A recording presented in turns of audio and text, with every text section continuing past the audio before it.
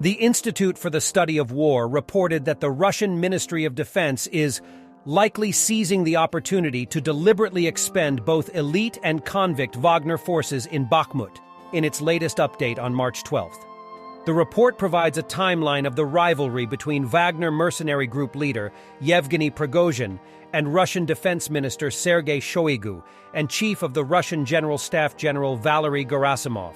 According to the report, Kremlin's alleged strategy to expend Wagner forces in the battle for Bakhmut comes after the Prigozhin's relentless defamation campaign against Russian MOD that began in May 2022. The campaign focused on the Russian military's failures during the Ukrainian counteroffensive in Kharkiv and Donetsk oblasts and reserve call-up in the fall. As Prigozhin's ambition and criticisms of the regime insiders within MOD alarmed Putin, Wagner is unlikely to return to the level of support they received from him in the spring of 2022. Instead, Wagner forces will likely be used as a scapegoat for the costly drive on Bakhmut once the offensive culminates, the DC-based think tank's assessment said. The report comes amid Wagner's attempts to recruit more members by opening new recruitment centers in 42 Russian cities. The costs of the drive on Bakhmut have included significant personnel losses among Russian forces.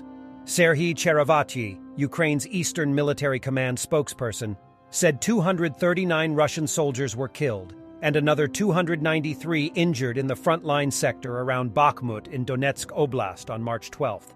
And Russia has resorted to recruiting inmates from women's prisons to serve in the Russian military in a bid to make up for its growing losses in Ukraine, according to both Ukrainian officials and an independent Russian prisons watchdog. Last week, a train with sleeping cars for the transfer of prisoners was spotted moving towards the Donetsk region. One of the cars had female convicts in it, Ukraine's defense ministry said in an update published on Monday.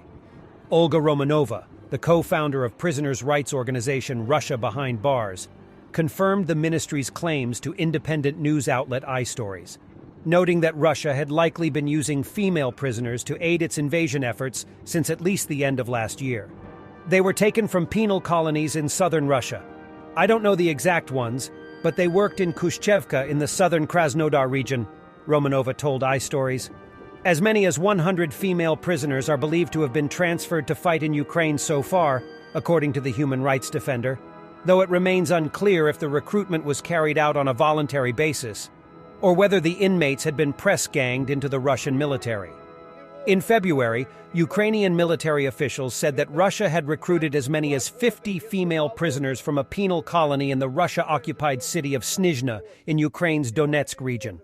The recruits were sent for training in Russia before being returned to Ukraine to fight, they said.